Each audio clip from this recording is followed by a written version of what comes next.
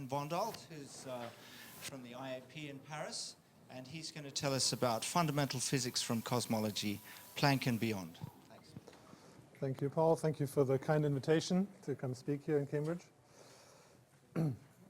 So this slide, of course, summarizes the contributions from all the team members to the mission. And this is my title. So we've already heard this morning about Planck results, and in some ways we've been looking ahead at what's to come, both from B modes and from just small-scale observations. And so what I'll be talking about is a little bit complementary, looking at just certain aspects. There'll be a little bit of overlap maybe, but mostly I'll be talking about ways we can use Planck to learn about fundamental physics in the early universe and also in the late universe. So just to remind ourselves what's going on, what is the source of information? So the big picture is that we're trying to learn all these things from modes. So the number of modes is important. And this is what you heard about essentially from Joe, that when you go to small scales, we massively increase the number of modes. Even if you just look at a small part of the sky, we get many modes as long as we can take care of foreground effects and systematics. But this just shows the big picture where this map shows, the Planck map shows the largest modes that we have access to observationally, and then there's this huge range of scales that we can go down in. And if we try to be even more inclusive, this just shows two kinds of probes of the perturbation modes, early perturbation modes, CMB and large-scale structure. But actually, ultimately, we would like to go and observe all these various probes of physics. And really what we're trying to do is to match this cosmic history here in terms of physics and probe all of these steps that are tied together in the Big Bang model and match them against all these observables. And I think during this week, we'll hear a lot about several of these. Today we're focusing on the cosmic microwave background. And we try to use all of this information from large-scale structure, 21 centimeter absorption, CMB spectral distortions, the neutrino background, if we can ever measure it directly, gravitational waves, trying to use all this information to tie together what we know and answer this list of modest questions, which is really what's driving all of us. What's banged at the Big Bang? How did structure appear in the universe? How did it evolve until today? How do we piece together the entire history? What's the universe made of? What are the properties of all this stuff? Dark matter, dark energy, still a complete mystery. And what's the geometry and what are the symmetry properties of the universe? So these kinds of questions we're trying to address with large surveys. Planck, of course, is one of them, but there's the next generation of large-scale structure surveys that are coming up. And they'll have a lot to say about these questions. And we'll hear more about that in the days to come. So from this perspective, the Planck map really is a view of the primordial vacuum fluctuations, which is quite amazing that we're able to do that. And what I will be talking about is to use this to learn about possible field content at the time when these fluctuations were imprinted. So let's think about how we can do this. How do these observations relate to what we want to know? Just a data set isn't really very informative. You always need to confront it with theory, and in fact you can go one step further, and there's this nice quote that you shouldn't believe any observational result until it is confirmed by theory. And but it has a very nice Bayesian ring to it, actually. So if you're talking about scalar perturbations, adiabatic scalar perturbations, then really this is all you need to know. This and one extra ingredient, which I'll mention in a minute. And this is a curvature perturbation on the light cone. So this is the 3D object that we're trying to constrain using all of these various observations. And essentially, it's a view of the quantum perturbations imprinted on the metric during the epoch of inflation or whatever was causing these perturbations to appear. And this object gives rise to all of the observables that we can see through radiative transfer, gravity, other kinds of astrophysics. Really, everything that we can observe arises from that. And so the big problem then becomes to take all of these probes and invert this and learn about these primordial perturbations. So this is kind of the big problem that we're setting up. And really, the power of the CMB in all of this is not so much that it gives you the largest number of modes or that it is ultimately, has the highest signal to noise or something like this. No, in fact, it's the smallness that's the beauty of the CMB. The fact that these observed perturbations are so small means that we can reliably use, we can justify the use of linear perturbation theory to a very high level of accuracy. And this object here, this phi k, is just a Fourier transform of this 3D thing I just showed you. And that gets transformed just linearly into the observables. And this transfer function, if we assume a homogeneous anisotropic universe, then this has a very, very simple form. So we just need to, we basically need to know these functions, and then we can infer this. Or in fact, it's a combination of the two. We can infer both these and these at the same time. And the fact that we can do this reliably and because of linear physics is actually quite simple. This is the power of the CMB. So if you take this seriously and you just do it explicitly, you can take, here's a simulation of the cosmic microwave background, and I'm just showing you a patch here.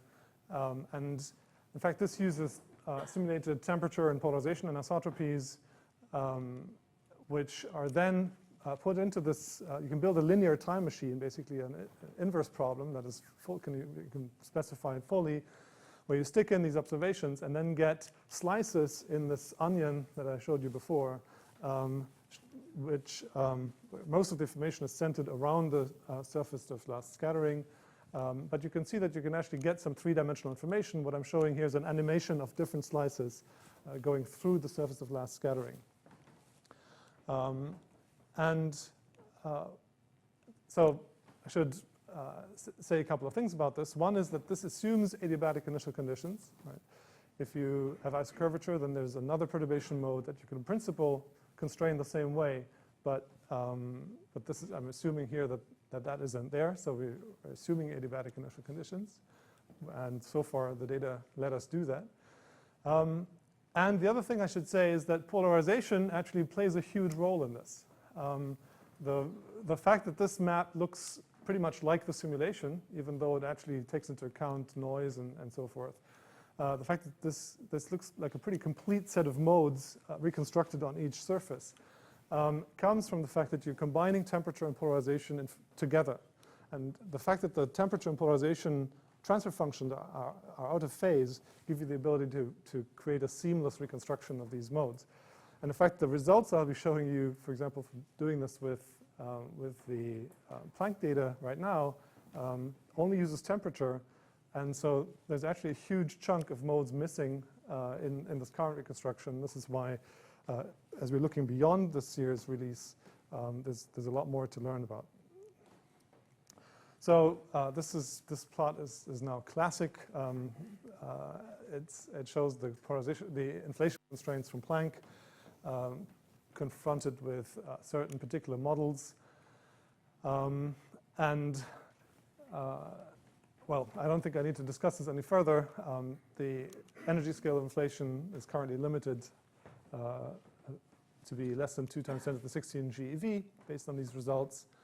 And another thing you see is that chaotic inflation here is a little bit under pressure. I'm sure this has been discussed in the parallel sessions yesterday and then during the talks in the morning.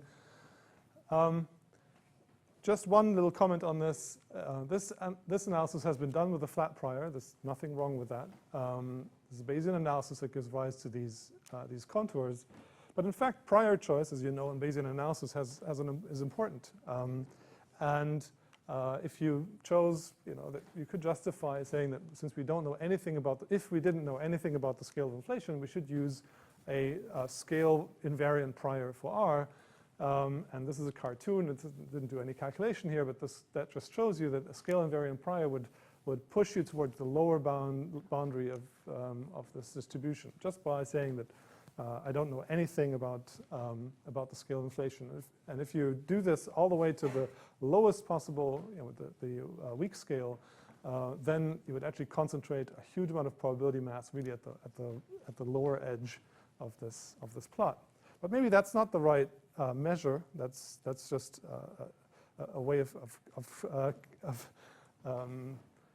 talking about ignorance in the largest possible sense. But maybe there are other priors that are that one could use. So there are theoretical ideas, and again, without going into the details, one of the exciting possibilities, one of the exciting prospects, I think, for connecting theory to this is that there are possibilities of actually deriving priors from higher energy completions of inflation, which would be physical and would actually allow you to help you to distinguish between different physical pictures in which the physics of the early universe is embedded. So, okay, this remark for how we for the importance of priors. So one of the key results, of course, is, and that's already been mentioned a few times, is that Harrison-Zadovich is ruled out by Planck. The one little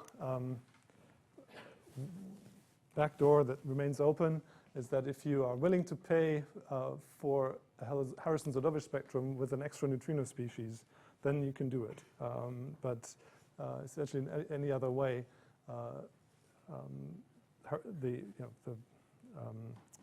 NS is less than 1 with high significance. Flatness is another fundamental quantity. Inflation generically predicts flatness at the level of 10 to the minus 5, though it's possible to create open universes, but closed is hard. The Planck constraints right now are at the 10 to the minus 3 level. What's interesting is that if anything at all, the wiggle room is in the direction of positive curvature, but at the expense of also allowing for running. So it becomes a little bit arcane. And at some level, you do have to cut off running because you do want to have enough inflation. But there's still a little bit of wiggle room there. So going along this idea of testing early universe physics, we could ask, is there more information in the power spectrum than simply a power law or running? So there's a test in the Planck inflation paper, which looks at various parameterized modifications of this of the adiabatic power spectrum. And while you can get some improvements in chi-squared, an evidence analysis always favors the featureless model. You basically don't get enough of an improvement in chi-squared to justify adding these additional parameters. And there have now been more extended searches of Planck, which agree with this analysis, and there's also some earlier WMAP work which is consistent as well. So let's go back to the CMB map. This was an excursion into power spectrum, into the 2-point correlation, but we have the whole map. So can we go, or should we go beyond the 2-point correlations? Well, going beyond 2-point correlations pays. And in fact, the 3-point constraints from Planck are currently the highest precision test of standard inflationary model predictions, in the sense that compared to non-Gaussianity sort of at the order 1 level, Planck currently places a constraint at the 0.1% level on the presence of, for example, local non-Gaussianity. Whereas flatness is in second place compared to an order 1 change in the density of the universe. Flatness constrains it at the 0.1% level, and isocurvature constraints are currently roughly at the 1% level. And hence there are these tight constraints on topological defects, cosmic strings, and so forth that you've heard about from Joe. So let's just take one example. It's now well known, local non-Gaussianity, where you have, which is quite well modeled in terms of a Gaussian field, which has been nonlinearly transformed in this way. And it has a parameter here which characterizes the amplitude of non-Gaussianity. You can use this to then predict the 3-point correlations very simply, and the prediction is proportional to NL. That's interesting because, in fact, the prediction at the power spectrum level is one order down in smallness. So this is the obvious way to look for this. And because of linear transfer, you can just very simply take this transformed initial perturbation, just this three-dimensional object I showed you before, and project it onto the observations, ALM, and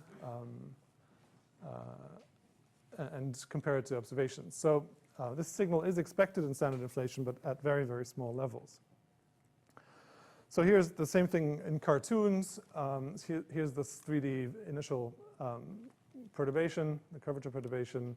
So this is actually the non-Gaussian perturbation corresponding to this Gaussian one. Here's the CMB anisotropy corresponding to this particular realization.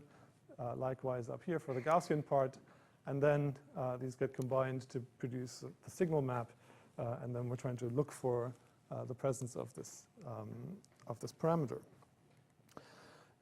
So looking into L space now, this is a real space illustration, but looking into L space, there are these, so now you have three parameters, L1, L2, L3, because it's a 3-point correlation, and there are these nice visualizations of the bispectrum shapes that were developed here in Cambridge. And they show that there are different limits or different shapes of 3-point correlations correspond to different physical effects.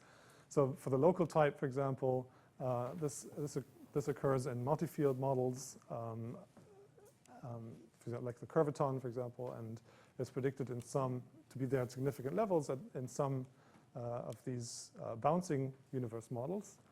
Then there's non-Gaussianity of equilateral type, which generically arises in models with non-canonical kinetic terms, so when you have higher derivatives in the Lagrangian.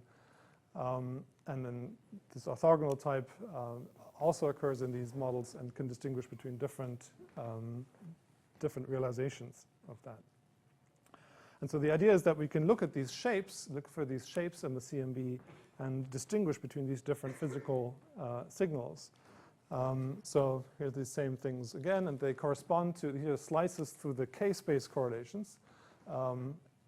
And they correspond to these K-space correlations that we want to probe. And we can look for these different shapes, as well as a whole host of other shapes. And this was done in the Planck non-Gaussianity paper, and the framework for describing these kind of modal expansions and for generalizing the estimator technology to do this was first, I think, described in this nice paper by Ferguson and Chellard. So how do we then go and measure these 3-point correlations? Just thought I'd show you the formula. Essentially, you have a theoretical template like the one I just showed you. In an isotropic universe, you know the M dependence of this of the bispectrum. You can factor it out, and it's just this Gaunt factor here. And you then take this cubic combination of ALMs, weighted optimally in terms of the inverse covariance, and then subtract off a term which is maybe you wouldn't have thought of in the first place, and was I think first discussed in a very nice paper by Cominelli and Saudiarga and others, which actually has zero mean. So you can see this is a linear term, and by definition, the average perturbation for many realizations is 0. But actually, the variance of this term is anti-correlated with the variance of this term in just such a way to cancel for a given realization variances and give you an improvement to the estimator. So this is this variance-reducing linear term. One way to understand this factor of 3 is that there's a theoretical result, mathematical result, which is quite neat, which is that for Gaussian, the Hermite polynomial of a degree has the smallest variance. And so this is the third-order Hermite polynomial, x cubed minus 3x, which gives you some intuition about why this particular form arises. So when you do this and you actually infer, this is a smoothed version of the Planck bispectrum, which has been expanded in smooth modes, then this is the result. This is the data bispectrum. And this is after foreground cleaning with the Smika method. And then the game becomes to decide whether these fluctuations here are consistent with noise or not. One thing you might worry about, since I mentioned foreground cleaning, and we've heard a lot about foregrounds today already in terms of B modes, for example. So this is also a small signal. How sensitive are we to this foreground cleaning? And here are 3 different foreground cleaning methods shown in this modal representation. And if you really stare at this carefully, you see small differences. It's pretty clear that this is quite a robust result. I won't go into all the details about testing these results and all the various null tests and detailed checks that were made and all the redundant pipelines.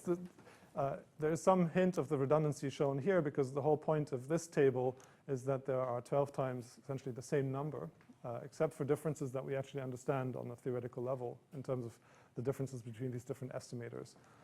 This is the headline result in the abstract showing that in these 3 standard shapes, non-Gaussianity is consistent with 0.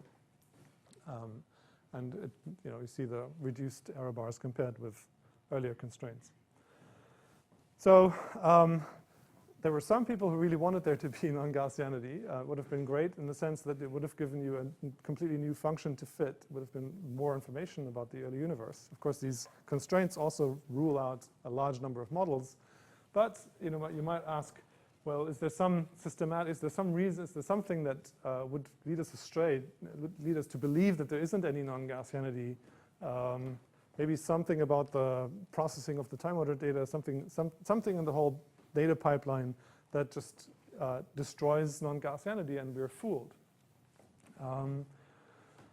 In particular, you might, well, let me just say that. And is there something like that? Well, if there is something like that, of course we don't rule that out with 100% certainty, even though we do all these cross-checks and so forth. But if there is something like that, it has to let through all kinds of non-Gaussian signals, which are seen with high significance. Okay?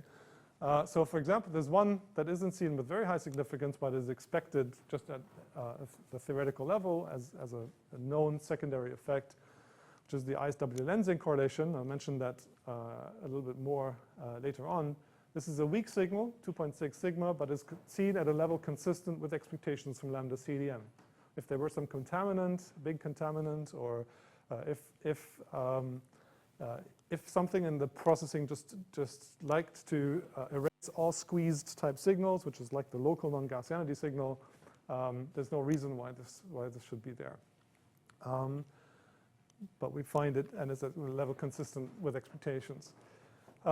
There is a very, very strong detection, over 40 sigma of the CIB lensing cross-correlation, which is also a squeezed type bispectrum, similar to the local.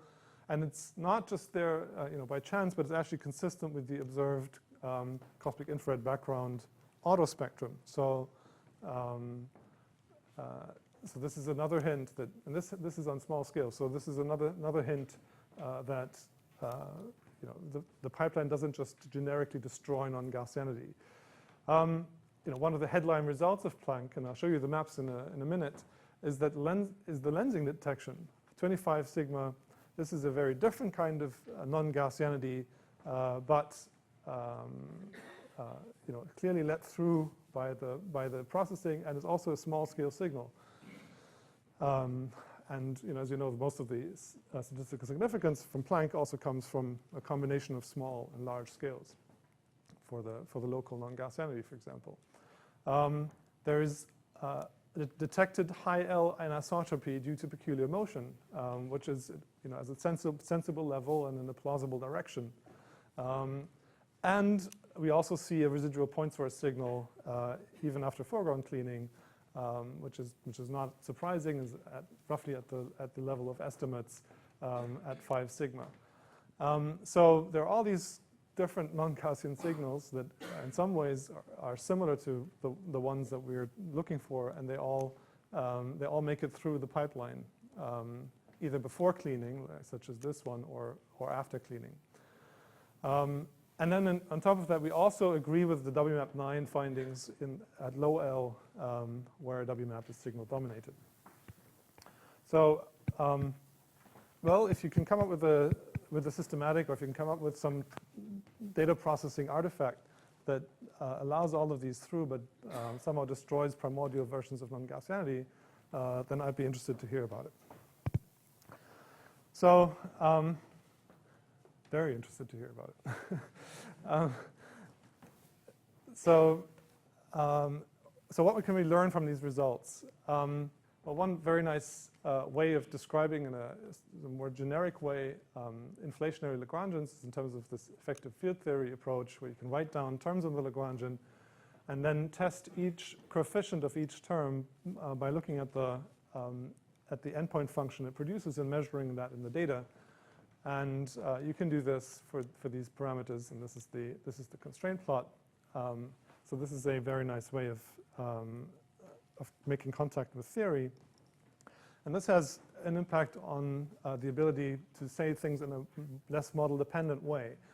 So, for example, if you have no constraint on the sound speed of inflation, sound speed during inflation, then there's a complete degeneracy in this in the measurement of these epsilon 1, epsilon 2. These are the slow roll parameters, so the data don't give you complete degeneracy. If you fix the sound speed to 1, you get this tight constraint up here, and now though you can add the constraints derived from the higher order endpoint functions, and that breaks the degeneracy at least at some level, so making you a little less dependent on external assumptions. So the summary of the results is that the non-Gaussianity results is that slowly rolling single scalar field models are highly consistent with the Planck data. This does not mean that we've now ruled out all multi-field models. There's still a window of of a combination which we're not yet sensitive to. We can also rule out small sound speed during inflation, which leads to the breaking of this degeneracy, and the map is consistent with a standard initial vacuum. And as such, the data constrain this class of ecpyrotic or cyclic models, which had a prediction out there for how much local non-Gaussianity we should see, and at least for a certain class of these models, that we did not see that, and that's now ruled out at high significance. So what's next? Well, the challenge is to go and measure, to say something about the paradigm of initial perturbations, paradigms of cosmic beginnings from the CMB data. And here are the results that we see from Planck 2013. Can we think about, and this is for generic inflationary models, but can we learn something about what's going on at higher energy scales? So we already heard about the measurements of the tensor to scalar ratio to test large field models. There are some stringy motivations for oscillatory potentials, and this motivated some of this oscillation analysis that I already referred to. One interesting recent development is that there is a large class of inflationary models that can be realized in the context of supersymmetric theories and supergravity. And there is a particular solution. So as you vary a parameter, you get essentially a family of models which lie, roughly speaking, it depends a little bit on the particular realization of this idea, but they lie, roughly speaking, in this range. And as a function of the parameter, it just takes you into the center of the Planck constraints, which is which is maybe surprising, but it makes contact with the Starobinsky model, which is sitting down there. And here are references for these papers. So this is interesting. I think this is particularly interesting because there's at this attractor point, as you let this parameter go and become large, you reach this prediction for R in the context of these models, which is not 0. And n is the number of e-folds during inflation. And I will show in a minute what we could do about that in upcoming experiments. So talking more about fundamental physics, one of the results that doesn't get a huge amount of press, but that's in the Planck parameters paper, is the constraint on the fine structure constant, which has actually improved quite significantly with Planck and is now constrained at the 1% level. Another result that I think is just neat is the constraints on global topology, so non-trivial topologies. What I'm showing here is just for illustration the one row of the covariance matrix, the theory covariance matrix for a simply connected universe, so centered at a pixel here at the North Pole, and then for other kinds of topologies. So there's basically, it does all these analyses for different radii of the unit cell, and turns out that the fundamental domain size is just constrained to be larger than, in all of these models, than the distance to the surface of last scattering. So looking further beyond Planck and beyond the ground-based missions that we heard about this morning, or in the previous session, there are now concepts for really going beyond Planck with a follow-up space mission, and this is the Cadillac version of this. PRISM, the name was chosen, I think, a week before the other PRISM was discovered, but you can ask me in the break if you don't know what I'm talking about. So this is a mission that has a lot of science goals. It can do inflationary B modes. It can probe new physics through looking at CMB spectral distortions with an extra instrument on board. It will give you a full view of primordial perturbations in polarization, basically doing for polarization what Planck is aiming to do for temperature. It is the ultimate survey of clusters of galaxies. Basically, it will get all clusters of galaxies in the universe of a mass 10 to the 14 and above. And by looking at the B mode lensing signal, can get neutrino masses, constrained neutrino masses at the level of 0.04 electron volt from the CMB alone. So let me just show you a couple of plots from the white paper. Here's a plot of the detection threshold for massive clusters in the universe. Here's just seeing it using the Sneyav-Zadovich effect, seeing a cluster. So as long as it's 10 to the 14 or above, you see all of them. More exciting about this is that you see all massive clusters. So you have a few times 10 to the 14 solar masses in the kinetic SE effect, which means that you get a velocity survey of the entire universe that is populated with massive clusters, and there's just no other way of doing that. We don't know any other way of getting velocities out to large distances in this way, and this is very exciting because it allows you to test other kinds of fundamental physics, for example, departures from general relativity and other things that are just not accessible with any other method.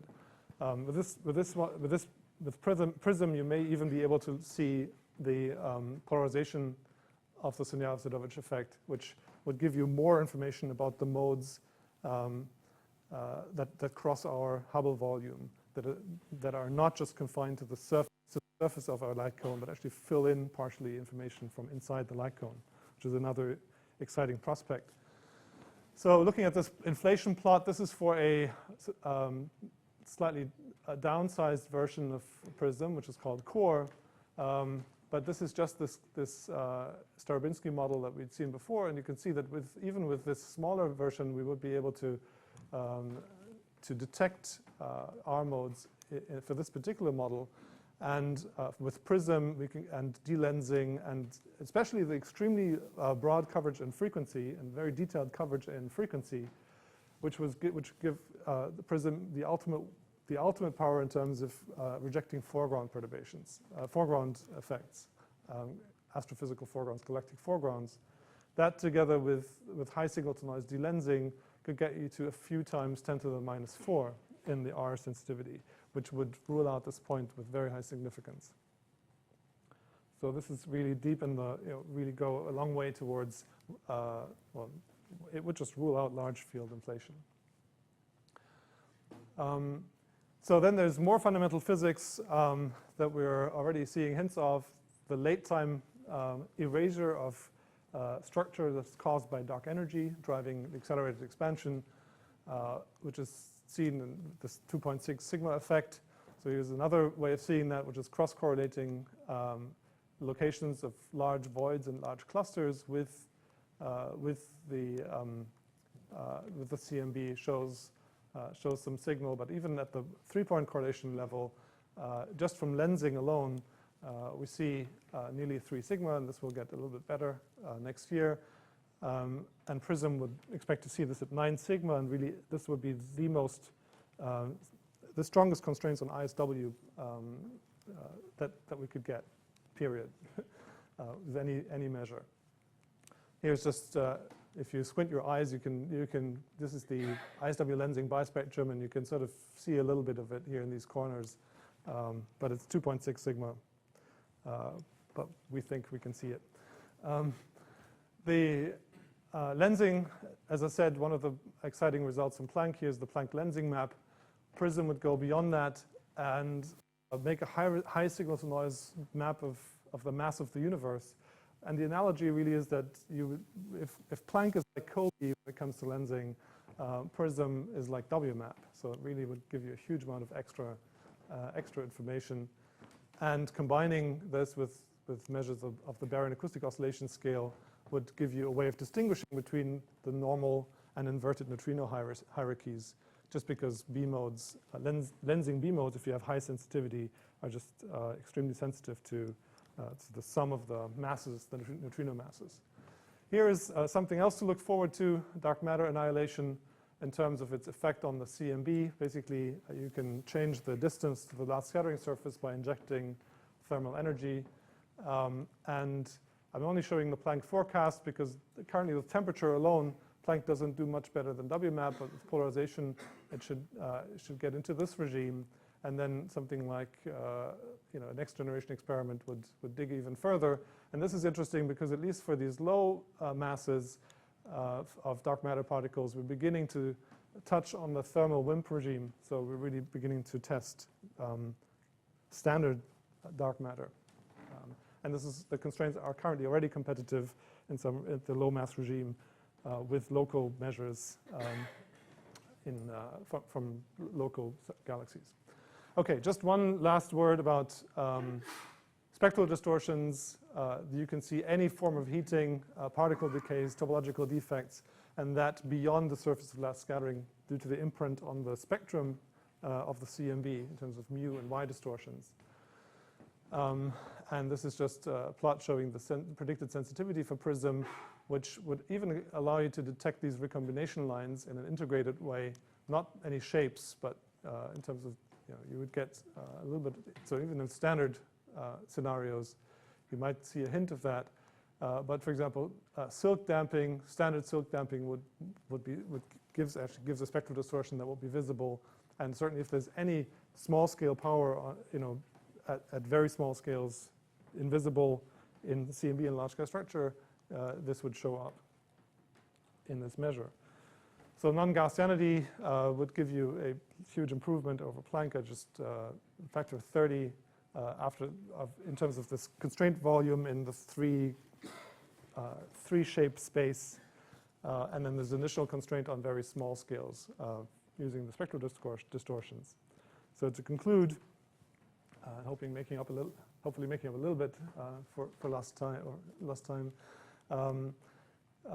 The current situation is that Gaussian initial conditions are in good shape. We're seeing results that are consistent with slowly rolling single scalar field inflation models.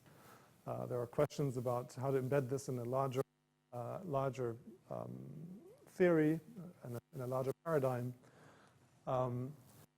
The new constraint volume for the main non-Gaussian energy shapes now is 20 times smaller than pre-Planck, which has led to ruling out classes of models. And we do see non-primordial non-Gaussian energy at levels consistent with expectation, and for some of them at very high significance. But really, as has been emphasized by several people this morning, polarization and then at the next step, spectral distortions are really important, are the next step, because they massively increase the number of modes available to test fundamental physics. Thanks.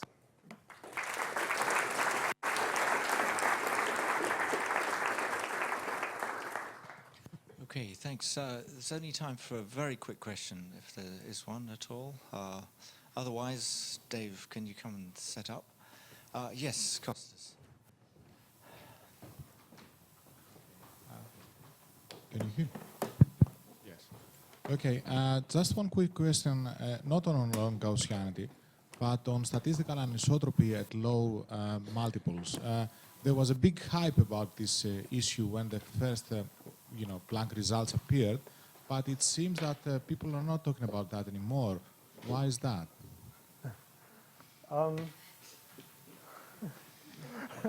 You talked about the topology why of are we the talking universe. about this anymore? Well, I think part of it is that it's, taken by itself, for example, the low L anisotropy, the lack of power is interesting, I think, because this is the best view we'll ever have of these large low L modes. But the statistical significance is very moderate to small, with 2 of order 2 sigma statistical significance. Then there are these alignment effects. Each one of these has a small, relatively small statistical significance. I think the excitement there is that if somebody comes up with a model that convincingly hits all of those dots and explains these several 2 sigma order effects, there could be something interesting to say. I think at this point there isn't such a development, and that may be why is there there hasn't some been sort of much upper more bound discussion of that. on this? Is there some sort of upper bound at the level of a few On what, percent? sorry? An upper bound on statistical anisotropy? Oh yeah, these are described in the papers. The papers are a bit muddled on this. Well, that's partially because the notion of why I'm statistical anisotropy is not very crisp, right? It depends on your parameterization, and this is why you see several tests of that, and they all have slightly different results. And this is just a nature of not being in a theory-driven regime. And this is, by contrast, when we're doing tests of primordial non-Gaussianity, we have theoretically motivated templates that we can test, and then we can be very precise about what kind of constraints we derive. But if you're looking for strangeness, you have to parameterize it somehow, and of course you have some freedom how to do that. Another answer might be there are some revised papers which will be available soon. Okay. Anyway, let's thank Ben again.